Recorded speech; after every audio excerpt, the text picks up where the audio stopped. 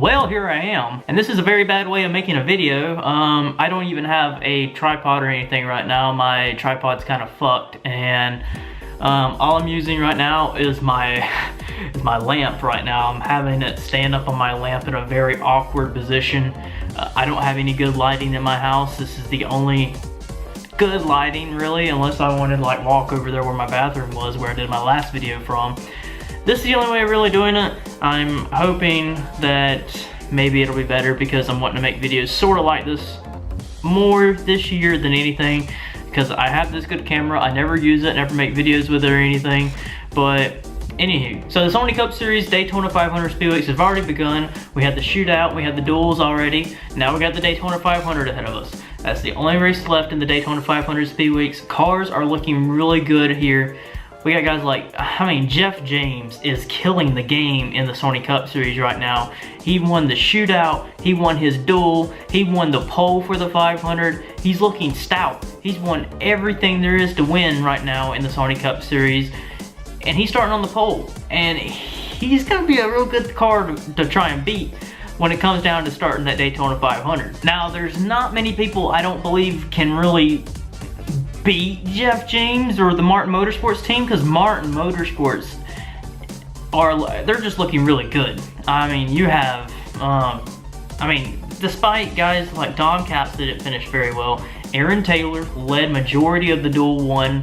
Not the majority of the duel one, but I mean, after pit stops, Aaron Taylor he was dominating that last half after pit stops, and Jeff James drove the main pack down and won that race in dominating fashion. Ryan Griffin, the rookie, even ran very well in his duel. He ran top 5 at the very end. Granted that we did have Jordan Davis have a problem in that, and with blowing an engine and everything. Now, the only cars I believe that can really challenge the Martin cars have got to be the other Ford teams themselves. I mean, you saw DJ Curtis run very well.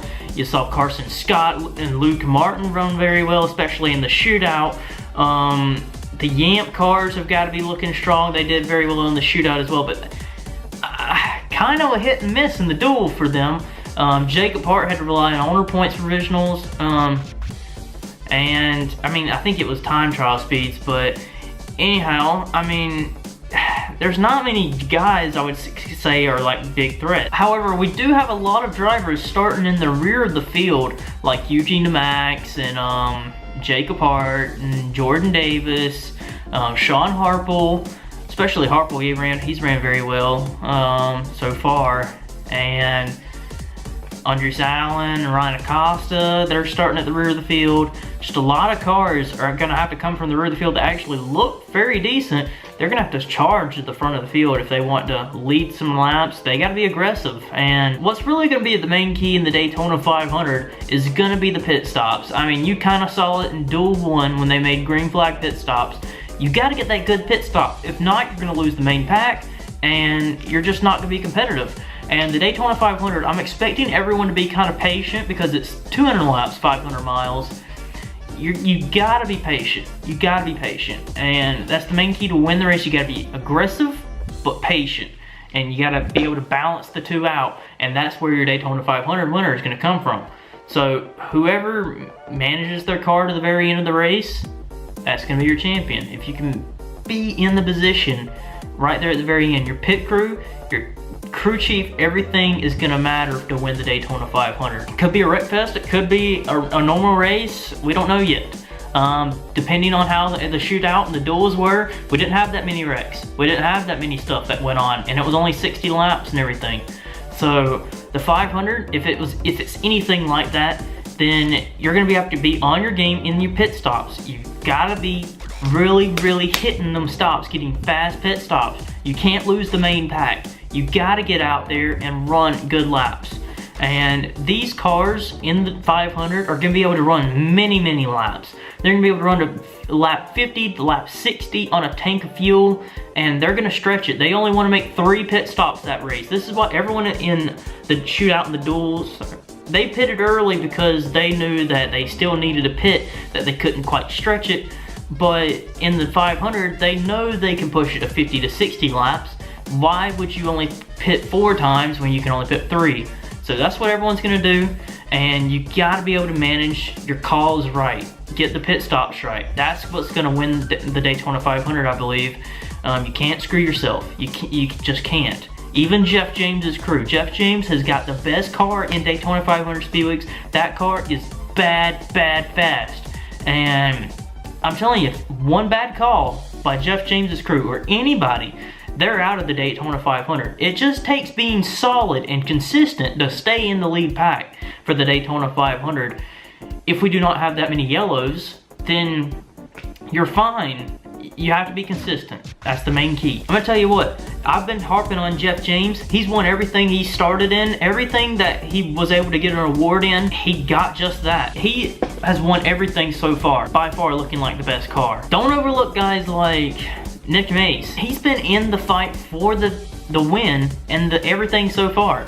The shootout, he was in the main pack battling for the win. His duel, he was in the main pack battling for the win.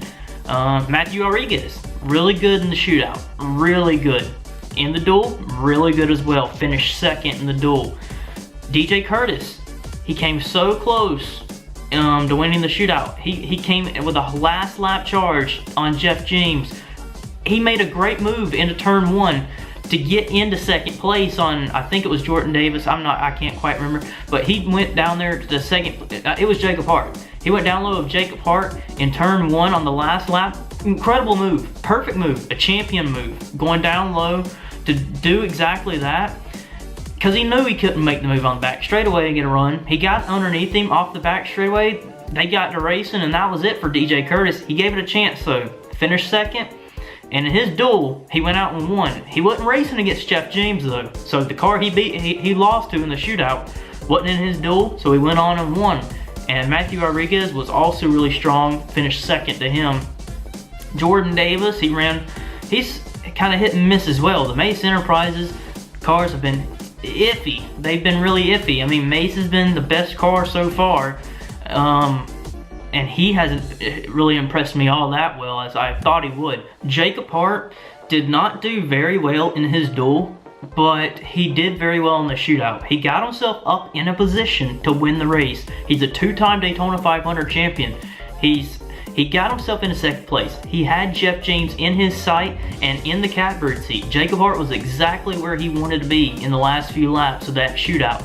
Just didn't quite pull it off. He was not able to get it, because DJ Curtis pounced on him a little earlier than I think Hart expected him to. But Jacob, he's gonna start at the rear of the field. He's gonna be one of them guys that's gonna be charging. He's gonna try and put Yank Motorsports in the Daytona 500 victory lane circle.